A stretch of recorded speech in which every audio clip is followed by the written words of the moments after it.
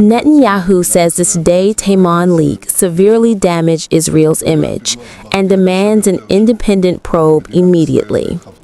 Israeli Prime Minister Benjamin Netanyahu addressed the fallout from leaked footage at the Sde Teiman detention center. He called the material deeply damaging to the state of Israel and the Israel Defense Forces.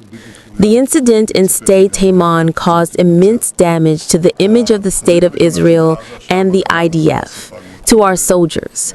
This is perhaps the most severe public relations attack that the state of Israel has experienced since its establishment. I do not recall one so focused, with such intensity. This demands an independent, impartial investigation, and I expect such an investigation to be carried out. Netanyahu said his government will pursue a factual, impartial inquiry to establish responsibility. He stressed the need to determine the facts and to assign accountability where warranted.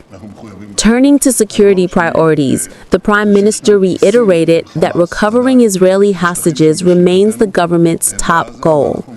He blamed Hamas for delaying body transfers and for trying to mislead international partners. The first front is in Gaza, where Hamas suffered crushing blows. It is a shadow of what it once was, but it is also trying to recover. We are operating on 4 focal points. 1. Returning our hostages. Their attempts are pathetic, trying to mislead us, the U.S., and the world. They will, of course, not succeed, and we will gradually bring back all of our hostages. We are committed to this. Second, there are still Hamas pockets in the areas under our control in Gaza, and we are systematically eliminating them. There are 2 in Rafah and in Khan Yunis, and they will be eliminated. He underlined Israel's security autonomy and cooperation with the United States. We report to our American friends. We do not ask for their permission. This must be understood, because I hear things that are simply incorrect. We maintain the supreme security responsibility, and we will not relinquish it. Netanyahu reiterated the goal of disarming and demilitarizing Hamas, citing agreement with U.S. proposals and warning of further measures if necessary. He also warned Lebanon against allowing Hezbollah to rearm or open a new front. Fourth is the disarming and demilitarization of Hamas. Disarming Hamas, demilitarizing the Gaza Strip, is the principle we uphold. This is the principle agreed upon between me and President Trump. This is how we operate according to a clear plan.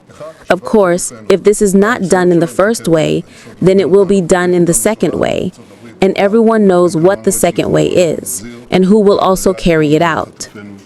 Regarding Lebanon, Hezbollah is indeed taking hits all the time, including in these very days. But it is also trying to arm itself and recover. We expect the Lebanese government to do what it committed to do, namely to disarm Hezbollah. But it is clear that we will exercise our right to self-defense, as stipulated in the ceasefire conditions. We will not allow Lebanon to become a renewed front against us, and will act as necessary. The leak has already had institutional consequences.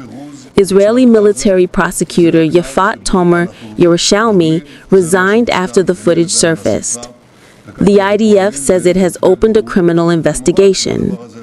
Earlier court action at Sde Teiman produced a prison sentence for a soldier convicted of aggravated abuse.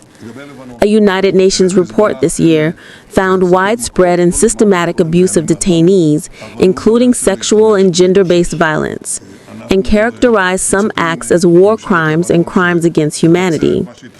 Netanyahu has framed the Sde Teiman leak as a major reputational crisis and called for an independent investigation, while simultaneously reaffirming Israel's security aims, recovering hostages, and preventing renewed fronts along Gaza and Lebanon.